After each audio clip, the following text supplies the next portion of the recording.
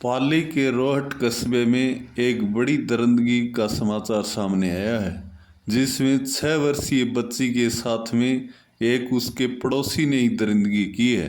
6 साल की मासूम बच्ची को कुरकुरे दिलाने के नाम पर उसके साथ में दरिंदगी की गई, जिसके तहत 6 साल की मासूम बच्ची के ब्लड बहने लगा और उसके बाद परिजनों ने उसको हॉस्पिटल के अंदर भर्ती कराया गया है। लेकिन जो बीजेपी गवर्नमेंट, जब कांग्रेस की गवर्नमेंट थी, तब चिल्ला रही थी कि महिलाओं पर अपराध हो रहे हैं, तो अब ये क्या हो रहा है? इस पर बीजेपी गवर्नमेंट चुप क्यों है?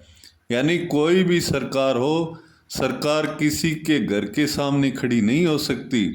इसलिए जो जनता को गलत दिशा के अंदर गुमराह करके जो गवर्नमेंट बना लेते हैं और फिर जो कोई भी अपराध होता है उस पर बोलते नहीं हैं, तो इससे बड़ा जघन्य अपराध और क्या हो सकता है?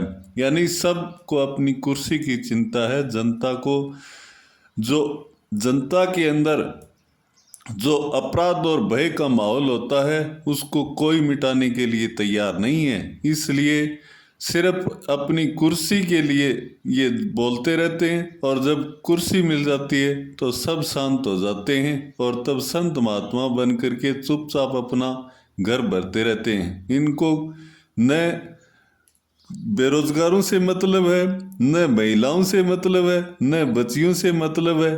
देखिए, अब क्या अनुसंधान करने की जरूरत थी? डायरेक्ट उसको फांसी दी जाए, फांसी जैसा ऑर्डर होना चाहिए। चिल्लाने की क्या जरूरत है इसके अंदर? चिल्ला चिल्ला कर कहते हैं कभी कांग्रेस बन गई, कभी बीजेपी बन गई, कभी बसपा, कभी सपा।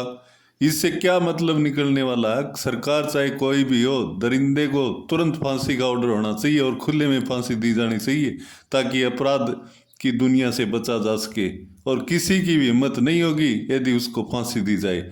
जब उसको सरेआम देख लिया गया कि इसने बच्ची के साथ में दरिंदगी की है, तो उसके अंदर क्या अनुसंधान है? कौन सा कानून है ऐसा? जैसे को तैसा कानून जब तक नहीं बनेगा तब तक अपराध ऐसे ही होते रहेंगे।